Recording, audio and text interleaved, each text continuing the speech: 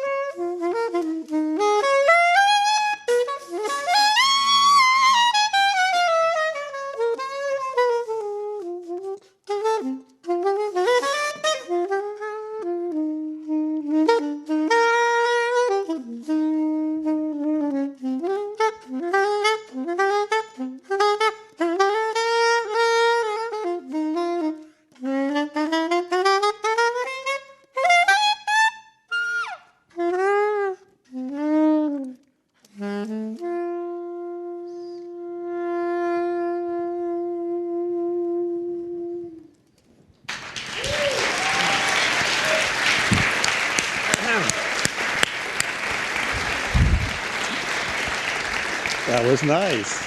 Well, thank you very much. So name the song. The prize goes to the guy who says Oleo. No. You're right, straight no chaser. Straight no chaser, which I was playing that song long before I knew what that meant, which means that I was playing the saxophone long before I had ever been to a bar. So, Where'd you learn to circular breathe? How do you do that? it's a funny thing about circular breathing. It's what I call my worst habit in playing, because it's antithetical to the classical kind of routine that you learn in terms of true legitimate breathing where you support from the diaphragm and all the whole thing, open the throat, and circular breathing kind of it's a shortcut basically to be able to play phrases as basically as long as you want to. And I learned the circular breathe years ago. It's definitely not something that Kenny G came up with. It's an inside joke for those of you who don't know. It's the old guys used to do it, and I learned it from one of the old guys. But it's for those of you who may be interested in a very boring process. Circular breathing is a process of you have two cavities for air. One is your lungs, obviously. The other is your jaws. So and there's two intakes for air, right? One here and one here. So you take in air, store it in your lungs. Now you're using that air to sustain the tone. That air's coming from here, right? Well, in the meantime, you fill up this alternate cavity for air.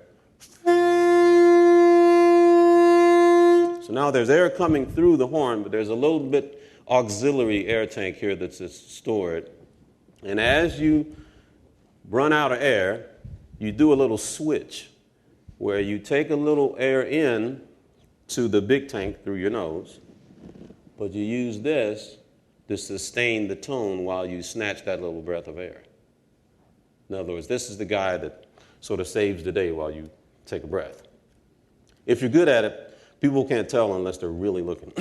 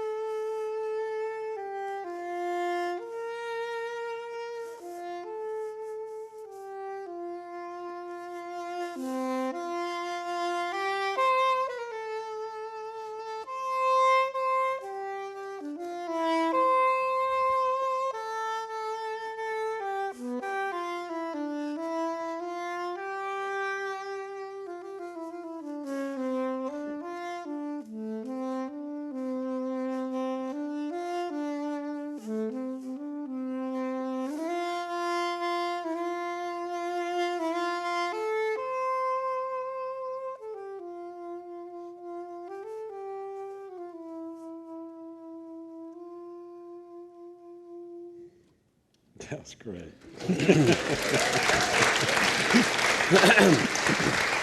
It's beautiful. I feel like a freak of nature whenever I do that, though. It's like, wow, he can hold a note.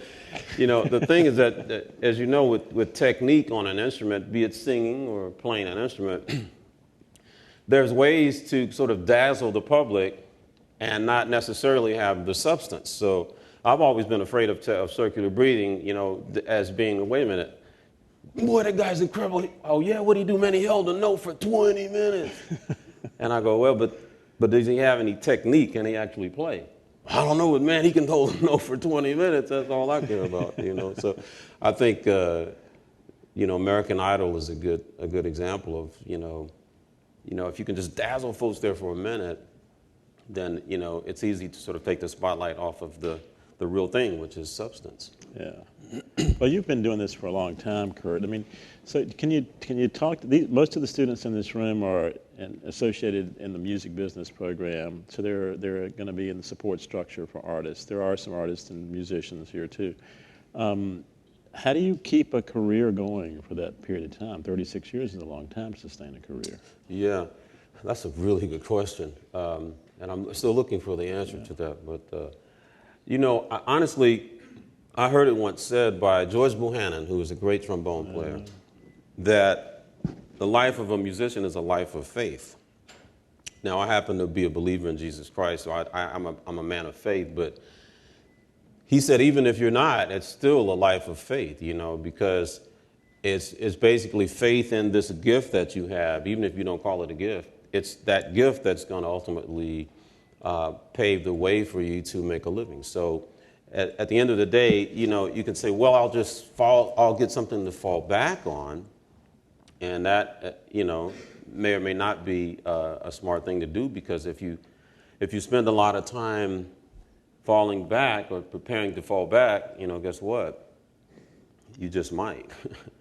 And my life is, I've not spent a lot of time concentrating on falling back, because I just always felt like this is what I'm supposed to be doing. So I spent a lot of energy on perfecting my craft. And ultimately, my faith is that God has put this in me, and so I'm just going to go out here and do it. And that sounds kind of, mystical, but ultimately there's no good answer to that question about, how do you sustain a career? I mean, because there's a million different ways to do that. But the primary thing is to believe in what you have been given, invest in it, and go outside and do it. That's more or less my theory about how do you keep a career for that long. And again, I've been playing for 36 years, since I was 12, and professionally, I guess, for about 25 years. But it's really about believing in what, and you hear people say that, but that, to me, that's still it. That people can see, and they can even feel the confidence that you have, even when it's really mixed in with humility, the confidence that this is what I do, it's just what I'm put here to do. And so ultimately that really kind of is the only answer I can give to that question. How many times a year do you play in front of people? And that's another thing about what we do, is that it's, there's so many different ways to do it in terms of what is the mix, how there's teaching, there's playing live, there's playing recording in the studio. So there's always going to be some kind of a mix of that, and that mix will change, as one's career evolves. But for me, I guess really still the main part of my career is playing live. And so I play many times, 200 days a year, sometimes less. I think this year we'll average out to about 200 days. That's a lot of traveling, by the way. Those of you who have traveled, since 9/11, it sort of doubles the wear and tear on your body and your brain. So yeah, that's primarily, for me, it's about playing live. I do a lot of recording, and I do some teaching. Actually, there's a place in Memphis where I live called the Stax Museum of American Soul Music. Anybody ever heard of Stax Records? You better say yes if you guys are. Stax Records, Al Green, Isaac Hayes, Sam and Dave. Otis Redding. Otis Redding. A little song called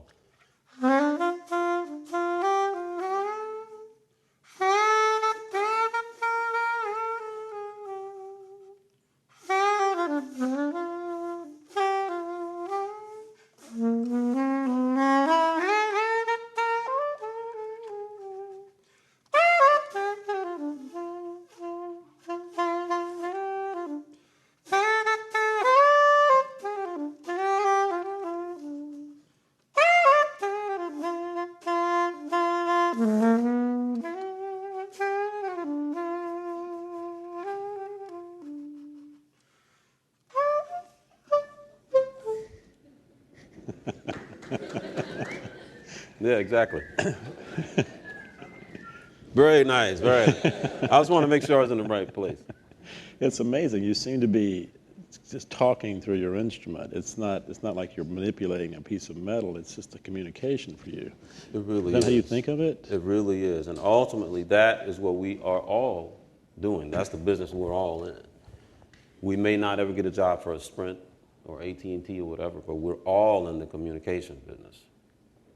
Some of you guys will be communication facilitators, making sure the artist is in the right place, playing the right song at the right time. Others of you will make sure all the paperwork is done. But our job as artists is to communicate. And as a person who loves languages, I lived in France for a little while. When I was your age, I was actually blessed to study in France, in Paris, to study French. Il y a quelqu'un qui parle français ici? No? Okay. Oui? And then so I speak French, but I love Spanish. And estoy aprendiendo ahora para comunicar en español. ¿Hay alguien que habla español? Sí, qué bueno. Más o menos. So language to me is very important, but ultimately the language, it's the oldest cliche in the book, but the language that supersedes all languages is music. And if you ask me, instrumental music is the most powerful language because if you could think of the brain as more or less kind of, like when you plug something in to the wall, the brain is kind of like the outlet, where you call it, where you can plug into the brain. It's got to go through the brain, right? Maybe I should reverse that. But at any rate, the idea is that where it's ultimately going is your soul, your heart. That's ultimately where the information is going to either affect you or impact you one way or another, or not. But the music, instrumental music in particular, bypasses that initial thing. It bypasses this filter where we all have, we have our culture, we have our background, we have our language, we have all these other things that sort of filter the information before it gets to our soul. But this,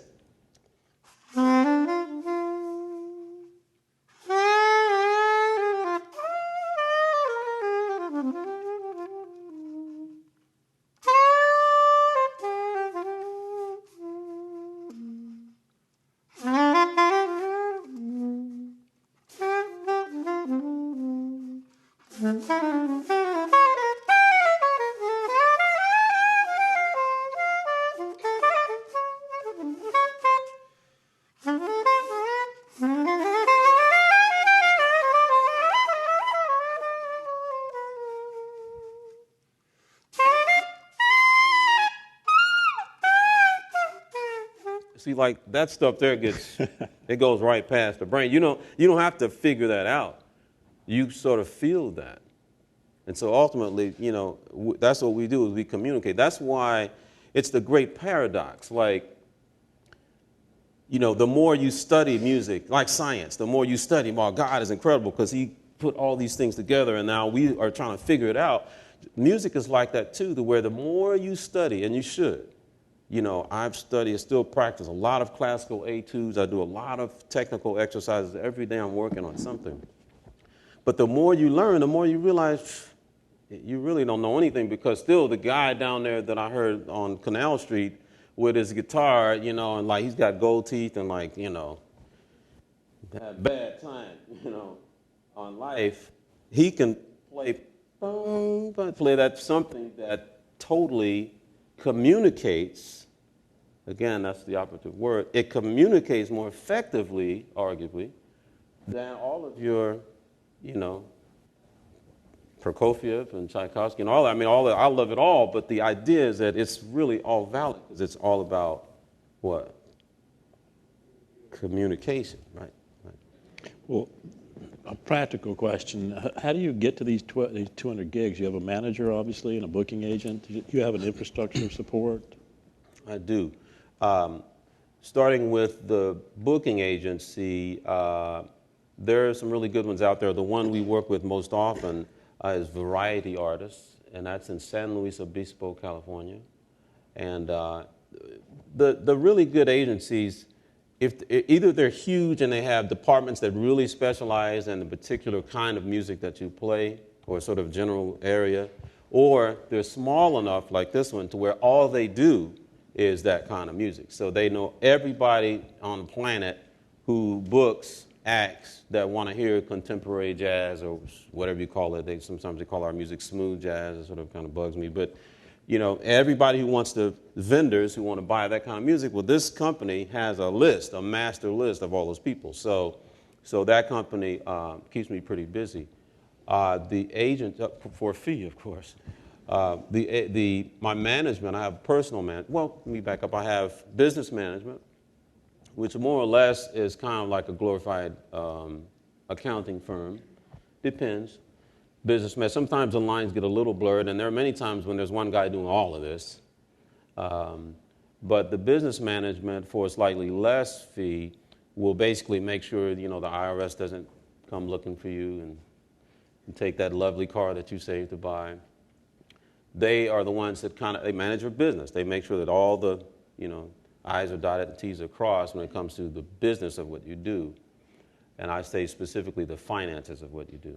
So there's booking agency, there's personal management, and then for me, there's business management, and then I have a personal manager who is kind of like, in many cases, is kind of like a babysitter.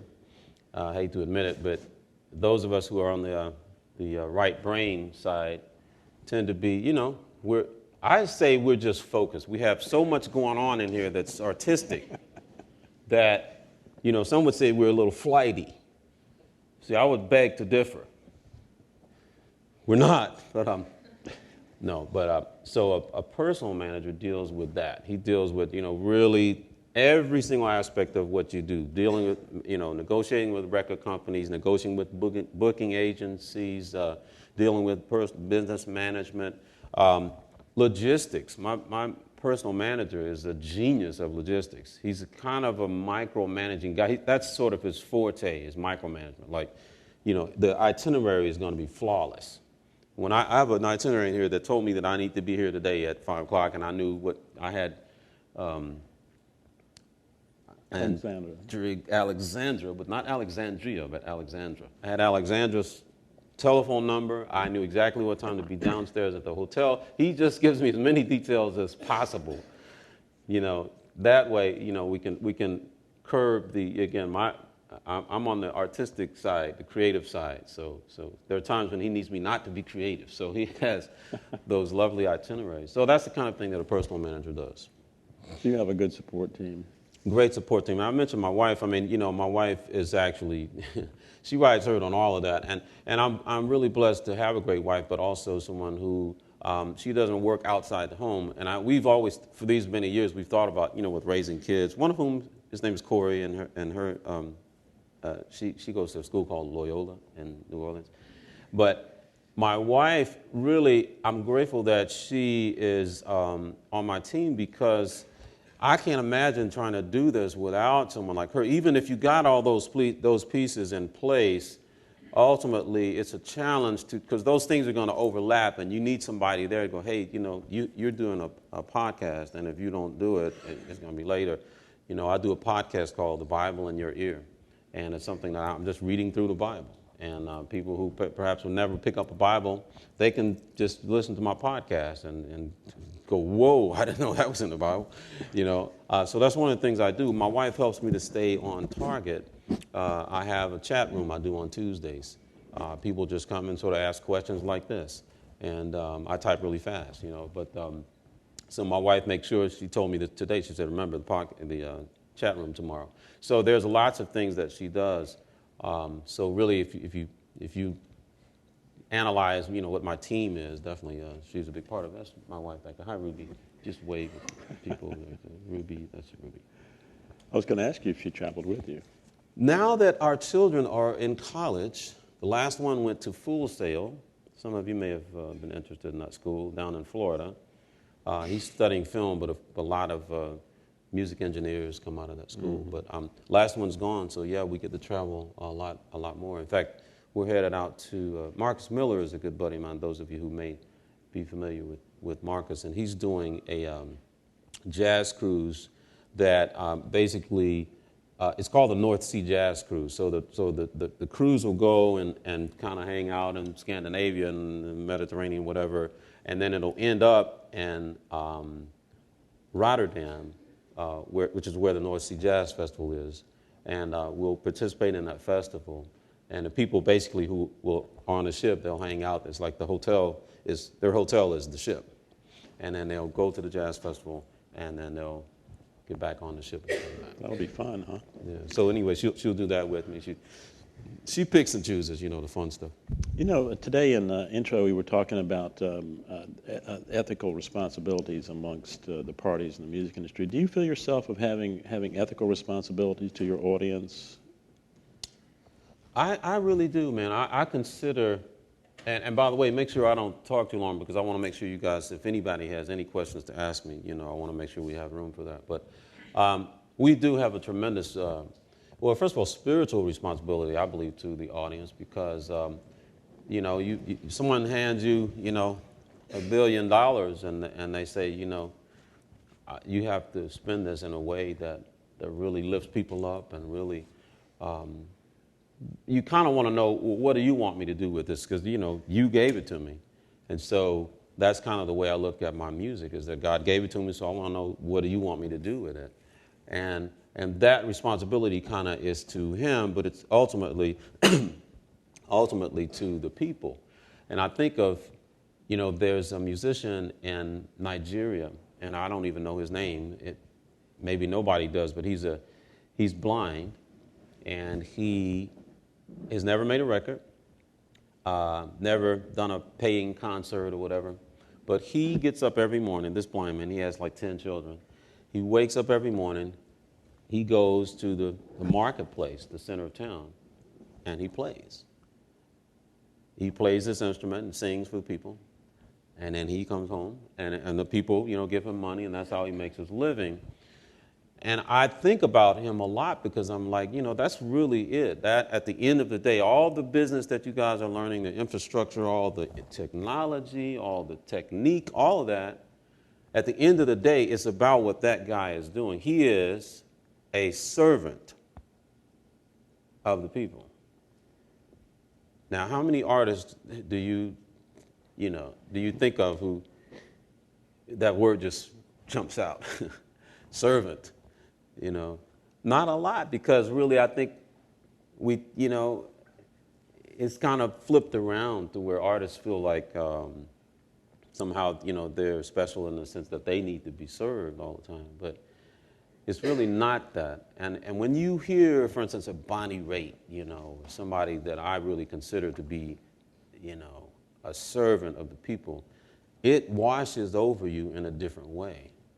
James Taylor. I mean, there's a lot of artists I can name that I feel their heart is to bring joy to the people and to communicate something of beauty. And again, in my case, something that God gave me to communicate, which is the ultimate beauty. You have a record contract, I take it. I do. I'm with a label called Rendezvous, and that's sort of a boutique label. As many of us now in jazz, you could talk a lot more about this, but about 10 or 15 years ago, maybe 10 years ago, the jazz labels all kind of, or the major labels all kind of went, jazz, maybe not. And so they all sort of, cleaned house, and all the artists, I mean, that's everybody, Herbie Hancock, I mean, just name it. Jazz artists just sort of scattered, and we found homes which actually I think are better suited for what this music is about. And I was on Columbia for years, CBS, Columbia, Sony, all those names. And then I was on Warner Brothers for about 7 years, I think. And I had a great run there. And it was actually the first time my career was in the black, which was beautiful. How many records do you sell to get into the black? Too many. That threshold of when you actually start seeing money from being an artist is an enigma. And that really depends a lot on the kind of contract that you get. And I'm hoping that you guys are going to write the kind of contracts in this new age that are a little fairer to the artists, But definitely the age that you and I came up in, the contracts were very heavily skewed towards the company. So definitely the deal that I signed in 1984, my first deal, was pretty anemic. So, and unfortunately, you stuck to that for a while, depending on, and that's why when you guys are dealing with contracts, make sure the term of the contract is, has some kind of reasonable limit to it, because once you sign it, guess what? So it took a while for me to be in the black, you know. And what is the number of records? That's a good question. But I think it was way too many. They had cleaned up long before I made a dime. Do you sell around 100,000 records or 50,000 records? I sell closer to 100,000 per record. Right now, the one we have out now is called Kirk Whalum Performs the Babyface Songbook. I love Babyface, a great songwriter. And that one's, I think, around 80,000 right now. Are you taking advantage of all the social websites on the internet and different I ways? have a MySpace. My daughter Corey, who goes to a school called Loyola in New Orleans, my daughter Corey maintains my MySpace. Do you say my MySpace or do you say maintains MySpace? It's just one of those burning questions. Like, what's the past tense of text? You know, I'm going to text you. Yesterday, I... It sounds weird, but text it. Anyway, so no, I do have a MySpace page. That was a little tangent, all right? And yeah, actually I have about 11,000 friends on MySpace, which is kind of cool. I think that's the only one we're doing. Do you sell merchandise when you're on the road? I do sell merchandise on the road, yeah. That used to be taboo, too, and I bet you remember back in the day when the Ma and Pa record stores were thriving and when the big record stores were thriving, neither one is thriving anymore. They really didn't like for you to sell merchandise on the road because, you know, you come in town and you're selling your CDs there at the gig. Well, then what about Tower Records? They're going, hey, you know, what about it? We want to sell those records too. Well, then we'll just take your records off the shelf if you're going to sell them.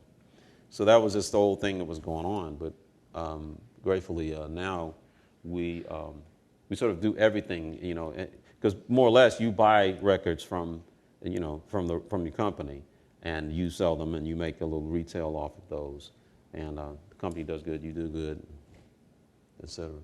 So you're happy with your record deal at present? I am very happy with my present deal. And I was actually happy with my Warner Brothers deal too, but that company was one of the ones that, you know, that said no more jazz. And again, I think that's a good thing because ultimately jazz as a kind of music is so broad and there's so many different styles of it, and it has so much substance and it's so important. Yes, it's for entertainment, but it's also really kind of important. You know, you can't just put it out there any old kind of way. I'm glad that now the companies are smaller and they're more sort of pay more attention to what it's about. Mm-hmm. Do you spend a certain amount of time every day on the business part of your career, or do you leave that to your wife, or do you leave it to your manager? Right, yeah. I would love to leave that to my wife. Oh, yeah. I don't like doing it. But no, we kind of both work pretty good work day. You know, the thing about the work day as a musician is there's just no such thing as like you may be emailing somebody, you know, at 11 o'clock at night or even later about something that's really important. You know, nowadays, you know, I'm posting PDFs of my charts. Just did that yesterday for posting them on a site for this cruise with Marcus Miller, and I'm pulling down. You know, Herbie Hancock's on the cruise, and so you know he has his music on there, so I'm pulling that down. I've got to make sure I get that in my head, and so yeah, I do wish that I had a way of checking out of the business part of what I do, but I don't. Well, I'm sorry about that. Anybody have any questions of Mr. Whalum? Okay, thanks. Thanks for coming in. Yes, sir. I know that you've done a few gospel projects. Yes, sir. What's your perspective on jazz artists and gospel artists merging together? I know you've done some things with Tata Vega and with can't think of her name from Houston. Kim Burrell. So forth. But I'd like to know your perspective on the merging of the two genres. Sure. I'll say, first of all, that gospel is a very interesting kind of, it's a dichotomy, really. When you talk about the gospel industry, it's like an oxymoron because, you know, the gospel is free. Gospel means good news, and yet there is an industry that deals in, the exchange of gospel music and gospel, sermons and that kind of thing. So for me, that's always been something that I've thought a lot about, because I feel that I'm called to do what I'm doing. And at the same time, like anybody else, though it is a calling, and I'm hoping that some of you guys are called into the music industry, the business part of it, because we need some people who have some conviction. Like, I'm called to do this, so there's only so crooked I can be, But I do feel like it's a calling for me. At the same time, though it is a calling, you should be taken care of. You should be able to send your kids to schools like Loyola. So in order to do that, you got to make some cash. So to answer your question, I have this whole thing about the gospel aspect of what I do. I play in the mainstream. That's primarily my audience. And I've always considered myself, in a sense, a gospel musician, because my heart is sort of radically changed. I belong to Christ. So I feel like wherever I go, I'm representing him. But just so happens that I tend to I represent him in the mainstream marketplace. Okay, I'm not the guy who's beating somebody on the head with a Bible. I'm like, hey, God loves you, and I'm here to just prove it. But then there's the other side of it, and that's to do gospel records that will be marketed, product that's marketed to in the marketplace of gospel, and sold at churches and that kind of thing. So I've always endeavored to make sure that people don't perceive me as a gospel artist, because I don't want that. I want everybody to hear this music. But it just so happens, if you ask me who I am, that's who I am. So it's kind of convoluted, but at the end of it, I love making music for people, just anybody. But then there's opportunities that I get to play in an environment where people, love Jesus and they just want to hear about him, and that is cool too for me. And those are the gospel performances and playing at churches and stuff like that. And my career, by the way, is really becoming more and more kind of integrated in that sense, where I do a lot of jazz festivals and stuff like that. But again, I play a lot of churches. I even preached at a church yesterday in Houston. So it just depends. I'll get up and play and then speak, How do you continually improve what you're doing? Like at the end of a gig, do you talk over the performance with your band members and talk about what you can do better and what went right, what went wrong?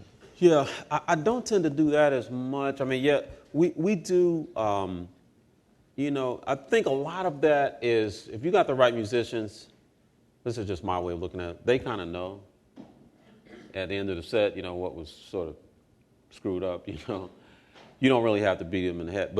But individually, I can answer that question by saying, I hope to always be growing in my craft. To me, that's really, really important. If I ever found myself in a situation where I wasn't growing, then I don't think I could be happy. I don't care how much money I was making. In fact, I was playing jazz, doing my thing, and then in 1989, I got a call from a buddy who said, how would you like to play with Whitney Houston? Well, I love Whitney Houston, man, but I never thought about it, He said, well, I just got promoted to musical director. And you may have seen this guy on American Idol. His name was Ricky Minor. But at the time, he was Whitney's. He's just gotten promoted. He said, well, I'm asking you, do you want to play Whitney Houston? I said, I don't know, how much does it pay? And he said, basically a lot. And so I did that and thinking, okay, this will be a year or two. Well, it ended up being 7 years. And again, I'm a jazz musician, but I'm doing this big pop tour. And, it was a great experience, and I made a lot of money. It was the first time in my life where, again, the life of faith concept, this was the first time where I knew, well, I'm going to be making X amount of dollars per week as long as I want to, But again, I categorically knew that it wasn't something I wanted to do forever because of the fact that it was very limiting in terms of my potential to grow on my instrument. In other words, I got into this business. See, there you go. I didn't get into this business in order to do this. I started playing. And that's another funny kind of word, You say, well, are you playing tonight? Most people's kids, that, they talk about their dad going to, or mom going to work.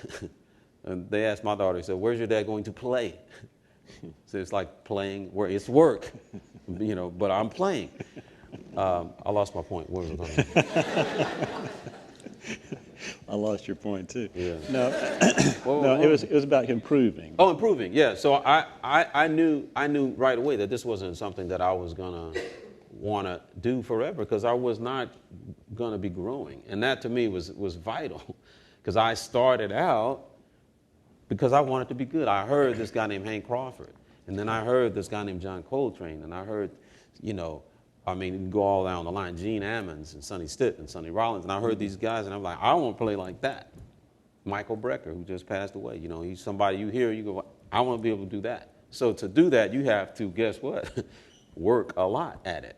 So that's really my life. Even now, I do spend a lot of time practicing, a lot of time just trying to focus on areas of my playing and all of that. So, to me, that's paramount, is growing on my instrument. You find yourself thinking differently when you're playing, say, in a church as opposed to in a nightclub, when you create? That's a really good question. There are times in both places, in the quote-unquote mainstream secular environment and in the sacred environment, when I'm totally lost in what I'm doing, which is the most beautiful thing. It's the most beautiful place that an artist can be. To me, that's divine. That's when you're really linked up and you're basically out of the way. It's like all of a sudden, you close your eyes and you're in this place, and it's a place that I can't describe. It's not obviously a geographical place, but it's a place where you're just grabbing ideas and sort of messing around with these things in this sort of cosmic area where when you're finished, you kind of hook, you sort of wake up, and that's the place I love to be. But there's so much technical about playing an instrument, about singing, that, you can't totally lose your way. You have to kind of keep in mind, the tone or even intonation, for instance. That's nice when you play in tune. So those are things that and things like I make sure that I keep my fingers curved and on the keys. There's certain things that saxophone players, learn that this is the way you should do this instrument, the classical sort of, pedagogy, as it were. So to answer your question, I love to be in that place where I'm not thinking about those things, but they are somewhere. They're somewhere in the. It's kind of like driving a stick shift car. Once you learn it, then you basically forget it, but you can't totally forget it because you'll run into somebody. It's there. Are you trying to deliver a message when you're playing music? Do you go into it like that, or are you just going to play the song and see what happens? Right. I think there's a sort of abandon to it. It's, again, back to it's a dichotomy. It's like, if you get too serious about, I'm delivering this message, really, you can mess it up. It's more like kind of getting out of the way, realizing that you are a messenger and there's something that needs to be delivered. It's like working for FedEx. I'm from Memphis, and that's the home of Federal Express. So you work for FedEx, you are there with the package. Okay, you have a great deal of purpose. You know that your job is to deliver the package. Now, you don't go and look in the package. That ain't your job, So in other words, there's a degree of mystery to it that I like. It's like, no, I'm here because I'm supposed to be here, and there's something that needs to be communicated through me. But I don't want to get too intent, and I've done that, where I take myself a little too seriously, and I end up, offending someone or just kind of messing it up. But you definitely, I feel like we all have that in common. We're all messengers of one kind or another. Great. Anybody have another question? Yes, sir. Michael? Do you ever feel limited by your instrument? Like, do you ever feel like you wish you played something else, like you can't express yourself with just an instrument that can only play one note at a time? Right, absolutely. When you feel like that, what do you do? I go to Tim and I say, Tim, what do you do about your... No, never mind. Tim Hall, very good friend of mine. How you doing? I do envy people who can either play monophonic or polyphonic at the drop of a hat. I play one note. I play 5 notes. There are times, but my limitation is not so much that, because I'm used to that. my limitation, I feel like I'm limited by what I can actually pull off, that, and you'll always feel that because there's never a point where you're there. I do wish I played piano because with piano you can accompany yourself. So when it's time to improvise, you're playing along. So Herbie Hancock, he'll change the chord and he'll improvise to that chord while you're in another, and then he'll change it back. And then, so I'm like, if I do that, it sounds wrong because they didn't change the chord at any rate. Anybody? What kind of advice would you offer to people who want to go into the world of playing music? Hold that question. Advice for people who want to play music, to be in the world of music even. Yeah. As a non-player, as a player, is there something you've learned in all these years of doing this that you think that you need to tell? Yes. Don't do it.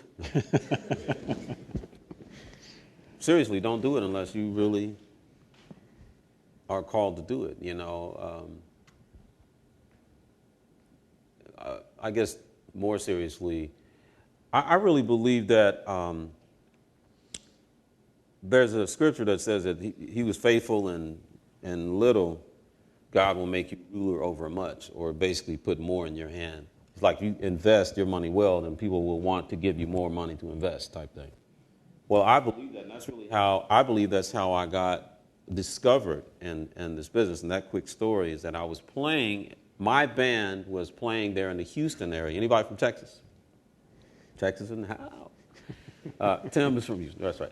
So I was there playing in the Houston jazz scene, and I was fortunate because what I was doing, it was a lot of original music.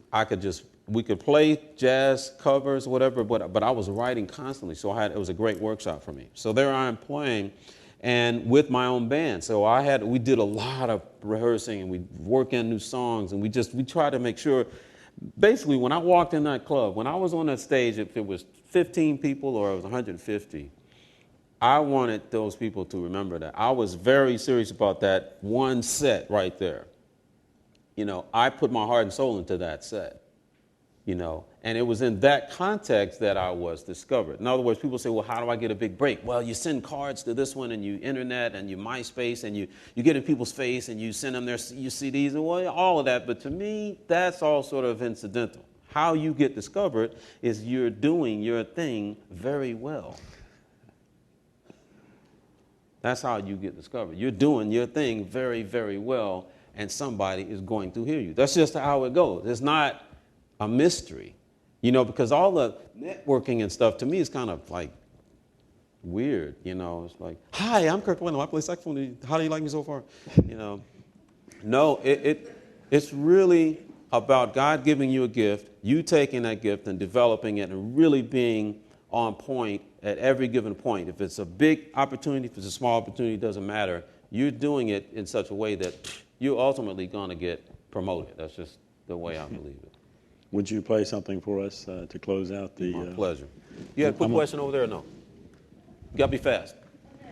Well, I'm a huge Whitney fan, and when I saw you, I'm on Chicago now, so if you please play I'll Always Love You. Oh, wow. There you go. That's what I'm playing.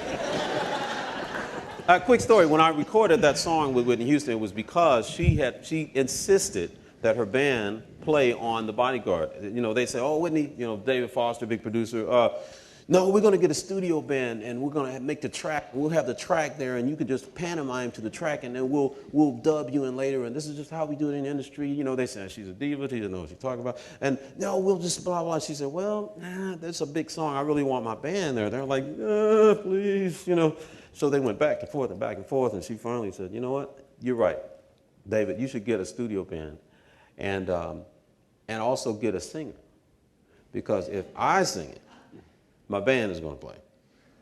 And that's why, to this day, I was on that record. And we did it live to the film. When you see The Bodyguard, we're actually backstage behind the curtain recording as she's playing. Ricky Minor's back there looking at her and looking at us, and we're playing. And I played my solo. By the way, that solo has one note in it that's very sharp. And to this day, I wanted to fix. We normally would go in and fix that note. That's just what we do, right? You engineers. But because Clive Davis who's head of Arista Records, said, no, this is it. David Foster handed him obligatory rough mix of the session. In other words, on the movie set, you got this rough mix that they just sort of, it's on a DAT. He handed him the DAT of the rough mix, and Clyde puts his headphones on, and he's like, that's it, And so, of course, the producer said, great, excellent, all right, can't wait to go in and, add strings here and sort of, I'm going to fix that sax note. I'm going to put some more reverb, and blah, blah, blah. He's like, oh, no, that's it. You're like, no, you mean that's it? Like we're going to take, no, that's it, thank you. So what you hear is literally the rough mix of that day, and that's historic, I don't know if that happens a lot.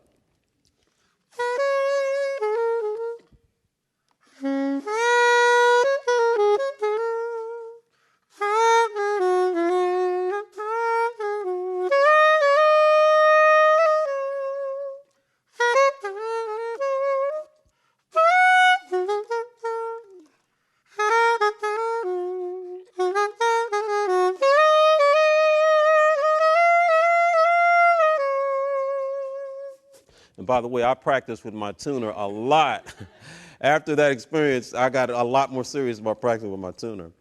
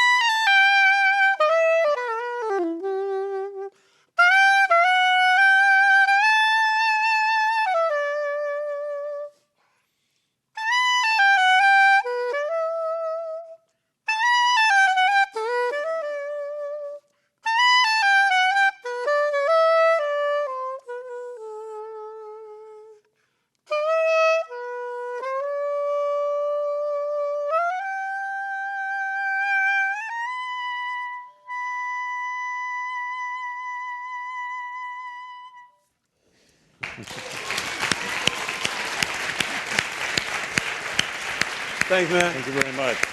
Kirk Whalum. Good to see you again. That was great. Appreciate your time. My pleasure. Thank you very much.